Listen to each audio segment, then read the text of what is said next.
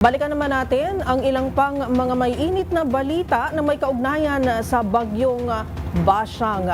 Lubog naman sa baha at nasa gitna ng matinding rescue operations ang ilang bahagi ng Northern Mindanao matapos ang walang tigil na pag-ulan na dala pa rin ng bagyong Basyang.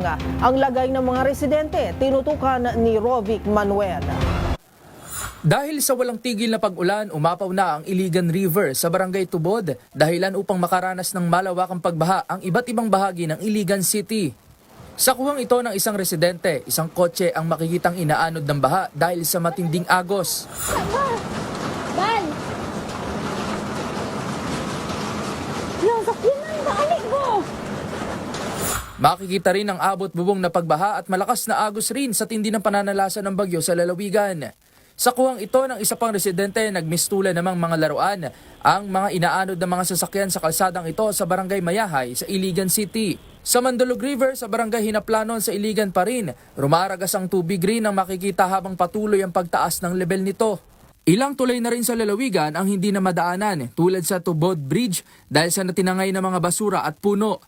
Dahil dito walang tigil ang rescue operation sa mga apektadong barangay lalo na ang mga residenteng nanghingi na ng agarang tulong dahil sa nilubog nilang mga tahanan. Patuloy ang monitoring ng mga otoridad sa lugar lalo na sa mga ilog at kalapit na flood-prone area sa naturang lugar. Samantala, hindi rin nakaligtas sa hugupit ng bagyo ang Cagayan de Oro kung saan malaking bahagi nito ang nakararanas ng mga pagbaha. Kasalukuyan din ang rescue operation sa probinsya lalo na't may kaso na ng mga nasawi at nawawala dahil sa insidente ng pagguho ng lupa. Tuloy-tuloy rin ang forced evacuation sa ilang mga bayan sa Surigao del Norte bilang preventive measure sa epekto ng bagyo. Habang nagpamahagi na rin ng relief goods ang DSWD sa mga pamilyang inilikas sa evacuation centers sa mga probinsya sa Northern Mindanao.